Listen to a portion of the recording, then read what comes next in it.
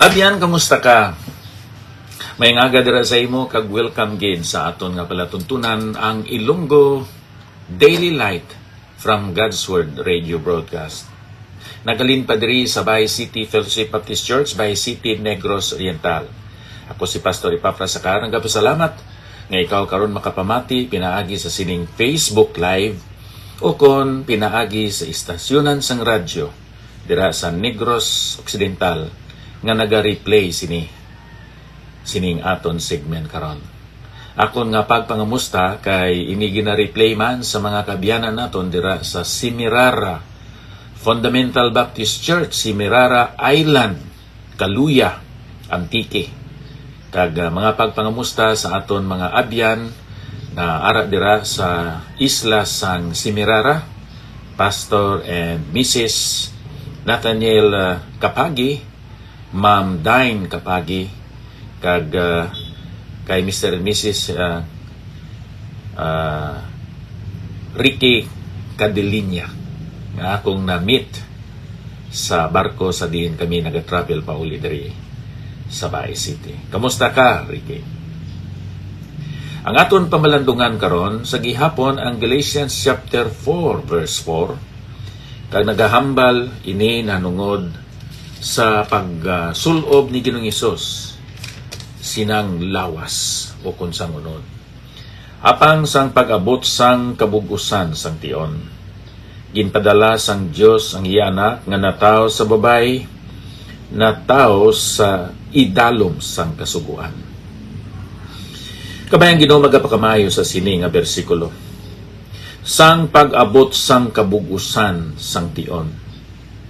Ang mga ginkilala nga mga rasa sa mga tao sa panahon nga nagkari diri si Ginoong Hesus, amo ini una inang mga Romans nga amo ang nagagahom sang siyempre sang imperyo sang Roma kag sa mga kapungsuran, mga tribo, mga ginharian nga indi gamhanan tungod sina ginlutos, ginpigos, ginatake, ginlusob sila sang Roman soldiers.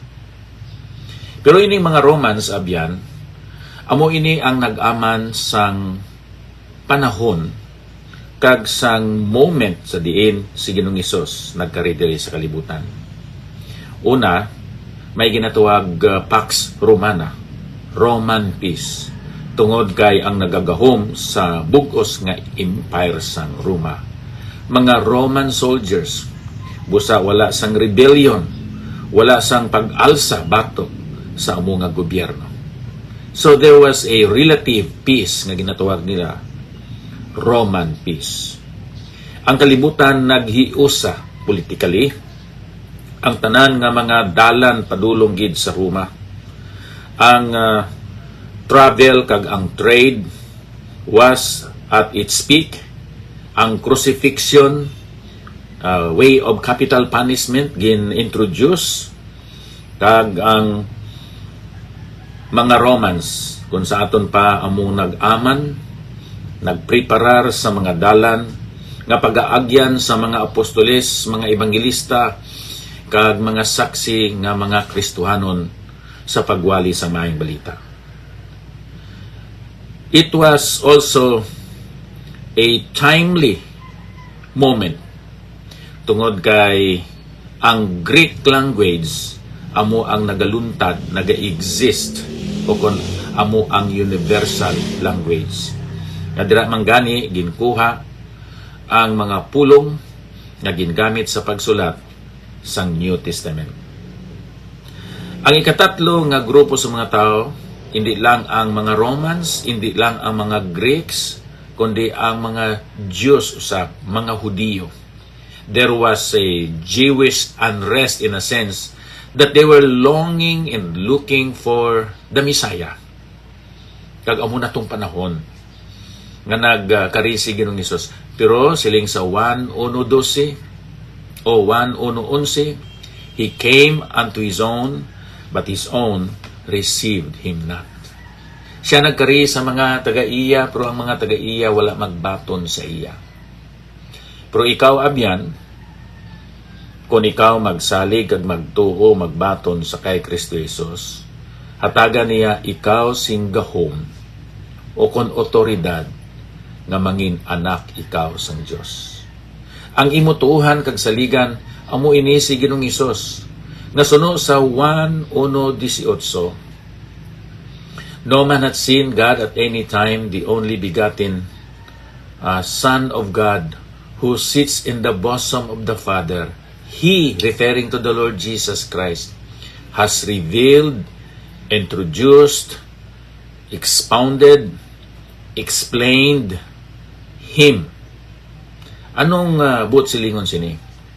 Hindi man makita ang Diyos nga amay, pero ini si Ginoong Hesus nga nagsulob sang unod kag dugo, nagangkon sang lawas, subong nga tao, amo ini siya ang dagway sang hindi makita nga Dios. Kag nga ang tao makapalapit sa hindi makita nga Dios pinaagi sa iya.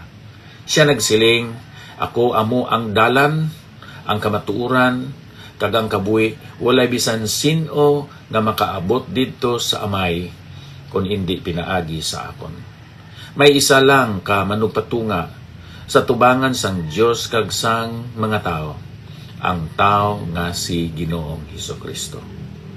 Now, si Ginoong Hesus tao, kay nagsiling diri sa Galatia 4:4, sang kabugusan sang tiyon ginpadala sang Dios ang iya anak nga natawo sa babayi, natawo sa idalom sang kasuguan. Natawo sa babae. Wala siya sang tawhanon nga amay, kaangay ni Jose. Si Ginoong Hesus ginpanamkon ni Maria tungod kag pinaagi sa balaan nga espiritu abyan. Pero kay siya ginbusong sang isa ka babay, sang isa ka human being nga amo si Maria. Siya may tawhanon na kinaiya. Si Ginoong Hesus nagpakatao. Una, sa ginsiling ko na agod makita ang hindi makita nga Dios. Kay siya amo ang dagway sang Dios. Ikadua, agod nga siya mangin modelo naton kung paano magsalig, magsandig, kag magsalig, magdepend sa Dios. Ginpahayag niya ang mga paagi agod nga kun buhaton ini sang tao, mangin kaangay sila sa pagpangabuhi sa kabuhi ni Ginoong Hesus. Kung paano siya nagsikway kag nagdaog sa mga tentasyon sa iya nga kabuhi. Ang isa sa iya ehemplo nga ginpakita amo nga naggamit siya sang pulong sang Dios sa panahon nga siya gintintar sang yawa o kung sang diablo. 3 times sa Matthew chapter 4 and then sa Luke chapter 4, naghambal siya sining mga pululungon, as it is written, as it is written, as it is written. Kung sa aton pa, naggamit siya sang scriptures, the words of God, dito sa Old Testament, sa iya pagpakig-away, kag pagpakigbatok sa tentasyon nga ginhatag sa iya sang diablo ni Satanas. Ikadua, hindi lamang nga siya nag-quote sang scriptures, siya nag-sandig sa Spirit of God, sa Holy Spirit. Habi ninyo ang aton manluluwas nga si Ginoong Hesus, sa naghimo siya sang mga milagro, ang gahom nga iya gingamit amo ang gahom sang amay kag ang gahom sang balaan nga espiritu. Wala niya gamita ang iya kaugalingon nga gahom subong nga Dios. Kay amo ina ang kamatuoran kag ang pagtulunan nga ginhatag dira sa sa Pilipos kapitulo 2 sugod sa bersikulo 5 tubtob sa 10. Siya nagpaubos. Ang termino sa theology, the kenosis of the Lord Jesus Christ, or the humiliation of the Lord Jesus Christ. Sa iyang pagpaubos, iya ginbiyaan ang paggamit sa independente nga paagi sang iya kaugalingon nga gahom sa iya pagpangabuhi kag sa iya pagpakigbatok sa sala ni Satanas kag sang sistema sang pagpangabuhi nga gindumalahan mismo ni Satanas. Kita man may mga kaaway, ang makasasala nga kinaiya si Satanas, ikatatlo ang sistema sang pagpangabuhi diri sa kalibutan nga gindumalahan kag gipanguluhan ni Satanas. Amoy nang kabangdanan nga si Juan nagsiling 1 John 2:15-16, love not the world, neither the things that are in the world. For all that is in the world, the lust of the flesh, the lust of the eyes, and the pride of life is not of the Father, but is of the world. Ano man ang paagi agod nga kita madinaugon batok sa kalibutan,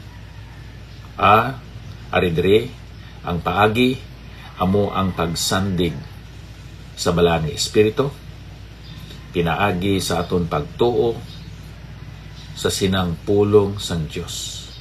Si Ginoong Hesus sa pagkamatuod tao, agod nga pinaagi sa iya nga unod, siya lawas makapakita siya sang hindi makita nga Dios.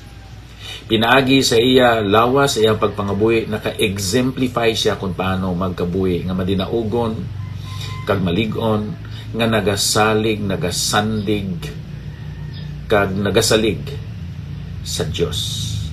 Pinaagi sa pag-angkon sang unod kag dugo ni Ginoong Hesus, siya amo ang nahimo naton nga manunubos or substitute. Kita man tani ang ingangay nga ilansang didto sa cross, pero si Ginoong Hesus subong nga ginisip sang amay nga sala, ang aton sala ginbukbo, ginpapasan, ginhatag sa iya kag ang amay nag-isip sa iya nga sala, kag ginhukman si Ginoong Hesus ang iya bugtong anak. Tungod kag para nimo, tungod kag para sa akon. So si Ginoong Hesus nagpaambit sang iya righteousness, kag sa panahon nga ikaw kag ako magbaton magsalig sa iya, ang righteousness o kun ang pagkamatarong ni Ginoong Hesus mangin sa aton. Amo ang kabangdanan nga gintawag na kita nga mga matarong, mga balaan. Ang termino sa English, kita mga saints, mga separated ones unto God. We are sanctified in Christ Jesus. Kag ikaapat, abyan si Ginoong Hesus, nagpakatao, made of a woman. May humanity siya. Agod nga siya sa pagkamatod mangin sakripisyo. Makapaagay siya sang iya hamili, balaan, kag bilidhon nga dugo dito sa cross sang Kalbaryo. Kay ita iya nga gin purchased with his own blood. Acts 20:28. Ita gin bakal sang iya hamili nga dugo. Kita nga mga Kristohanon. So, why is it that Jesus Christ became a human being? So that, number one, we could see the Father. Number two, so that He could be our sample or model. Number three, He could be our substitute, manunubos. Number four, kagkatapusan, He could be the sacrifice, being the Lamb of God who takes away the sin of the world. John 1:29. Amoy ni abyan ang the peculiarity of the humanity of the Lord Jesus Christ. Pinaagi ina sa ginatuwag incarnation. Diyos nga balaan, salamat sang ginhimo nimo nga pinaagi sa pag-angkon sang unod kag dugo sang imo bugtong anak na abrihan ang dalan, ang puwertahan, ang gate padulong sa imo nga ginharian. Kag kami maka-establisar sang isa ka malig-on nagapadayon nga klase sang kaangtanan o relationship. Kami mangin mga anak sang Dios. Busa, salamat gid sang hindi namon maasoy, matungkad nga bugay kag kaluoy nimo ang imo kaayo, ang imo pagkamatutom sa amon kabuhi. In our own personal, individual ways, we would like to appreciate, to adore, to praise, to glorify, and to worship you. Teach us, Father, to walk in the truth, walk in the light, walk in fellowship with you, bisan pa sa sininga adlaw. Kay sa ngalan ni Ginoong Hesus ang among manluluwas. Kabay pa. Abyan, salamat gid sang inyo nga pagsunod sining aton nga programa, ang Ilonggo Daily Light from God's Word Radio Broadcast. Mga pagpangamusta sa kay Ma'am Mera Bianan Praba, sa kay Jolie Hamandron, Nervy Ging Aliko Garganyan, sa kay Joem Sala Salomon dira pa sa Limasawa, Southern Leyte, sa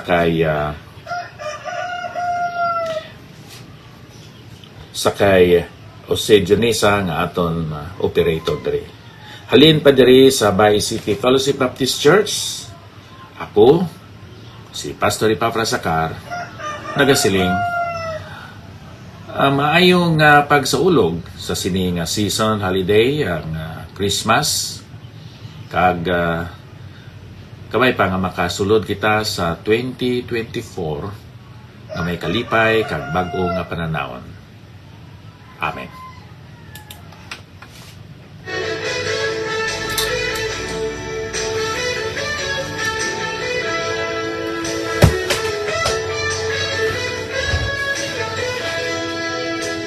Christ has come to salvation, my church.